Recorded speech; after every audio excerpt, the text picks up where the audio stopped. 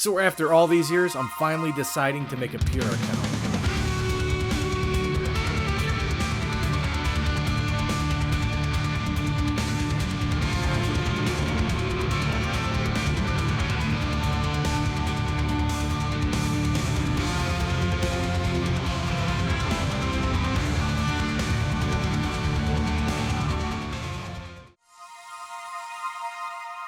Welcome to my new series. What this is going to be about is I'm going to make the perfect pure account. This is going to include every single detail of my progress and hopefully be the most accurate and complete pure making guide on YouTube. And at the end of every video, once our PK bracket is complete, we test it. I put a lot of thought in this, including skills, quests, the order in which you do them, and methods of training that are AFK. Instead of starting from scratch, I figured, well, I got an old free-to-play account.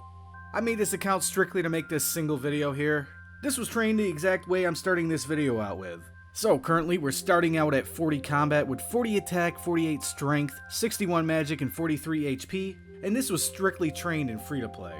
So these are the current stats, and I've yet to put a bond on this account. I figured it's still pretty efficient to train range and non-members while you're still low level. So right now we're just going to train on monks. These are pretty much like the rock crabs of free to play. Most of their combat level comes from HP, and their actual combat stats are low, so they don't hit very much, and it's also pretty easy to hit on them. But especially at low levels, the reason why this is so good is they actually heal themselves, which gives you more AFK time. Not only that, they can heal you as well. Just to give an example of how good these are to kill in free to play, here I am hitting 5 range and I'm still attacking the same one I started out with. This is strange, but it's a pro tip if you're training here. You could actually get 2 aggroed on you at once, as long as the other one's not able to attack you, and that's just going to double your AFK time. I also have all the gear I need with me up until 40 range. So I am using the basic gear setup, but I chose to use an iron chain because it has some pretty good defense bonus, and it also doesn't have negative range bonus. Hey, 20 range! We just hit 25 range, and this is around the time it starts to become a little less AFK. At this point, I chose to go to the Lesser Demon in the Wizard's Tower. I'll be honest, it wasn't that amazing. At this point, you might want to consider bonding the account, but not before splashing. This is probably all around the most AFK way to train your magic, and it can be efficiently done in free to play. If you're not already familiar with this, all you're going to want to do is attack a rat, a chicken, or a seagull. This is the optimal gear setup, and if you don't have level 40 range, you're going to want to take away the Vambraces and the Air Staff, and replace it with a Cursed Goblin Staff to achieve the negative 65 magic attack bonus. This is not something everyone has to do, but it's what I chose to do. I'm trying to achieve everything that's efficient and free to play before I bond the account, so I'm doing bonfires of 50 fire making, which is another requirement for a quest. I also decided to splash to 75 magic in free to play. Well, it looks like our time AFKing is over now. I'm going to have to hit up some quests, unfortunately. Here's a look at the main quest that you're going to be focusing on, and the item and XP rewards that you're going to want. Pause it right here if you have to. So here's a look at every single skill requirement from start to finish. And on the right side is a list of skills that can be done in free to play if you choose to go that route. So if you're building a proper build, the first priority is to work on the quests that give attack XP, starting with Vampire Slayer because it's the only free-to-play quest that gives attack XP. And here's a look at all the quests that give attack XP that you're going to want complete on your pure. And this one I already have completed. And before you put members on the account, you might want to do Ernest the Chicken and the Restless Ghost. And once you become a member, you're allowed to do Priest in Peril, which is the other prerequisite quest to Animal Magnetism, as well as 18 Slayer, 19 Crafting, 30 Range, and 35 Woodcutting. Well, it looks like we're finally ready to bond the account up.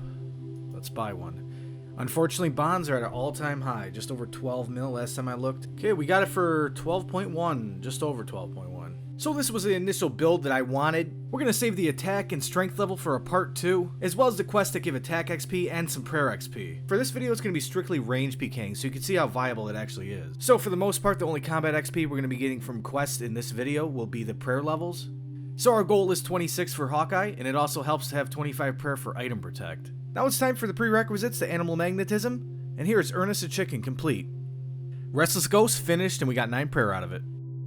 Priest in Peril is all we have left. There is completion of Priest in Peril along with 15 prayer. And now we can finally do Animal Magnetism. And before I do Animal Magnetism, I'm going to have to get 18 Slayer and 35 Woodcutting, which I should have did in free to play. And I guess we got to get the 19 Crafting as well.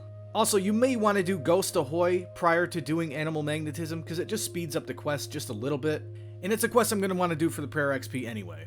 Animal Magnetism complete.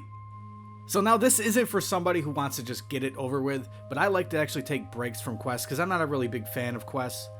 So in between, if I just want some downtime, I'll just go to Sand Crabs and train my account. So if you're wondering why I have trained stats and all the quests aren't complete yet, it's just my personal preference. I like to take breaks every once in a while.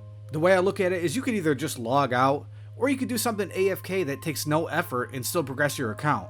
I'm wearing a little bit of a cheap setup, still a little bit of fashionscape going on. It's nowhere near max gear. I'm not wearing a tunic, a Robin hat, or ranger's boots. However, I don't believe that matters, because you're going against something with 1 defense, meaning your attack bonus doesn't really matter. Range strength does matter, but the only thing that's going to add to that is a Necklace of Anguish, which requires 75 range and 75 HP. I'm nowhere near there yet. And by far, the best bang for your buck is going to be Mithril Darts.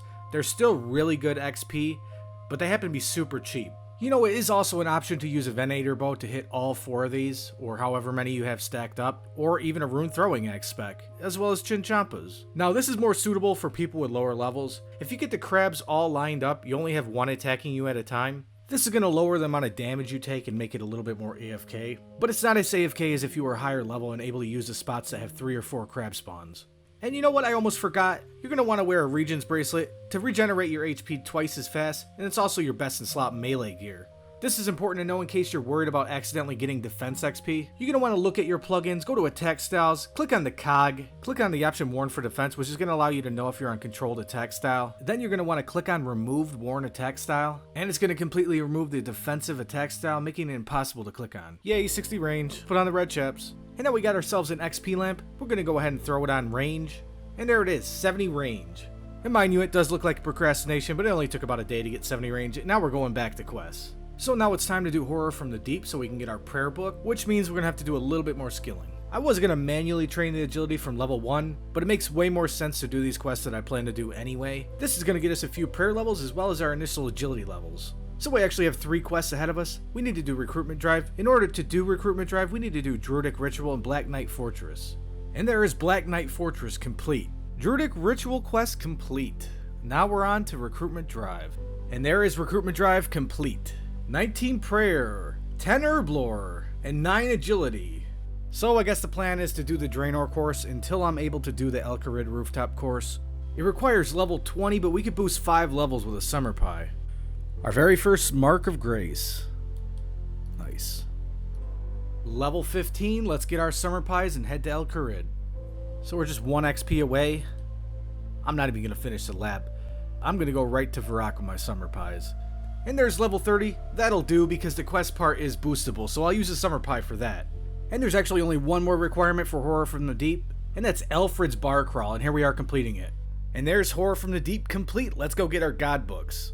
I'm pretty sure you gotta complete one of the original sets before you can get one of the new books. And oh yeah, if you're enjoying this guide so far or it's a help to you, drop a like and subscribe, and I'll be giving away an AGS if we get like 100 likes. So like always, we're always going for the most AFK option, so what we're going to do is silver bars, and we're going to make silver bolts. And this takes exactly 21 crafting, that's why I chose this option. Jeez, I don't remember it being that good, that's actually really good. Yeah, it looks to be about almost 80k XP per hour. And that was quick, 42 crafting. And this is a requirement for the quest Rum Deal, which is way off in the future.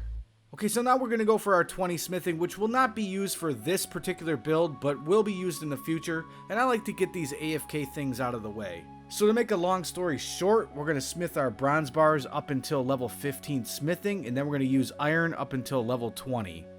20 smithing complete. Okay, so now we're going to start our cooking journey off with Cook's Assistant. Let's go. This is probably the easiest quest in the game. All you need is the bucket of milk, the pot of flour, and the egg in your inventory. And there's only 1 set of dialogue, and there's our first 300 XP in cooking. There we are, 41 cooking, we're done. Once again, this is for a long-term goal, which is Recipe for Disaster. And there it is, Regenbone 1 complete. I really should have just did this right after Cook's Assistant for the 500 cooking XP. Mountain Daughter quest complete. And that's level 22 prayer. Plus, we got our bear head out of it, which is our best in slot helmet up until we get a halo. Now it's time to manually get the prayer up to level 26. It requires 10 dragon bones, but I'm only going to bring 7 because I'm going to use the chaos altar, which saves bones. And we're going to teleport out to the lava maze, and hopefully we don't ruin our KD right off the rip.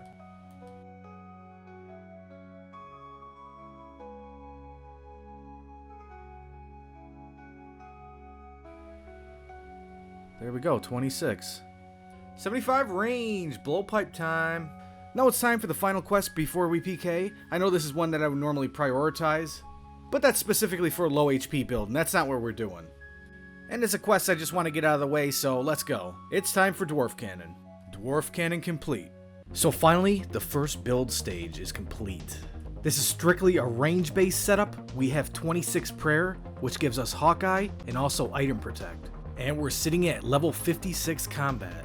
So our max hit with knives is going to be a 15-15, into a dark bow 30-30, and our throwing axe an 18. So this is the person you talk to turn your loot keys on. Funny thing is, when I killed somebody later, I found out they weren't on because I didn't have the money in my bank. That's what happens when quests condition you to skipping all the dialogue.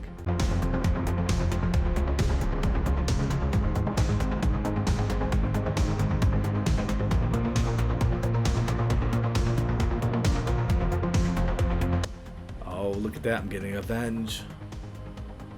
Oh, that's And the spec. That was spec transfer, vengeance. Now Nice. it's revenge. What the hell? Okay, what? Interesting. I thought I turned keys on, man. Well, 2/3 of the loot is 11 dragon knives. So I noticed blighted food is really cheap now. Maybe one of you guys in the comments can explain why. So this is just in the past year, they were up to almost 1400 GP each, and then they were in the 600 to 700s for a while, but now they're literally less than 200 GP. And it looks like the blighted anglers follows the same trend. So I went ahead and bought 10,000 of each on this account, and I bought 100,000 of each on my main account. And sadly, they went down even more since then. We almost had them.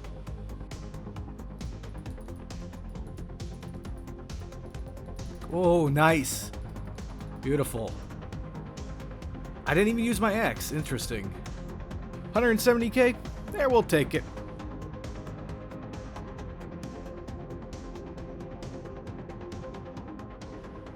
Whew. Let me get that knife. It's worth a lot. What? I guess he forgot to protect item? Geez, even the die is 700k. This guy did not mean to lose his dark bow. Oh god. Oh wow. Interesting. Well, that time I didn't get the axe off because I didn't expect him to dark bow, and luckily I ate. Probably not going to be anything. How did he have 80k? Did you see what he was wearing? Like, he didn't have an amulet on or anything.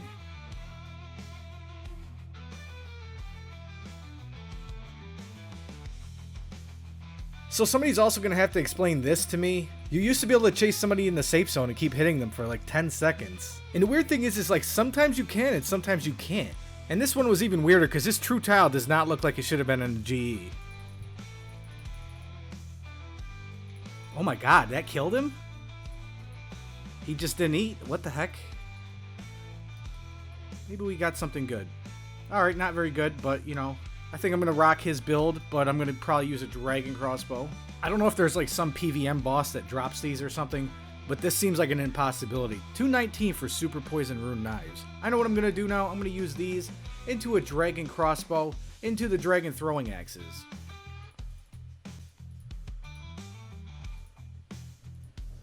Oh my god. Wow. Jeez. Jeez. Too bad I don't have smite. That was epic.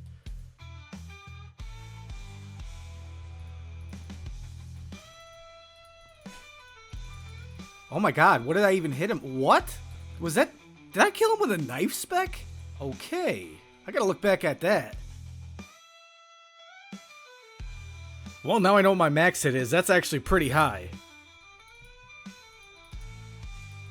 Wow, okay. Didn't even need the axe. I think I was lost. Hey, well, I guess it's better than what some people risk. Yeah, I forgot I could just buy the bear helmet back from Purdue, but I also forgot I could just get it back in my grave for free. What the what? How are these people dying like this? What? I have no idea why people use dragon darts. They're like 1k each. They probably don't realize they're the exact same stats as rune knives. Well, I'm gonna wrap it up here. I'm already progressing on to the next build. The next time you see me, I'll be 80 range, 70 strength, and I'll be quested from 40 to 50 strength. If this series is something you actually enjoy, I'd appreciate the engagement. So as in likes, comments, and maybe even subscribe. and that's gonna help me stay motivated to work hard in the next one. I'll see you guys later. And oh yeah, the next video is gonna have way more PKing in it.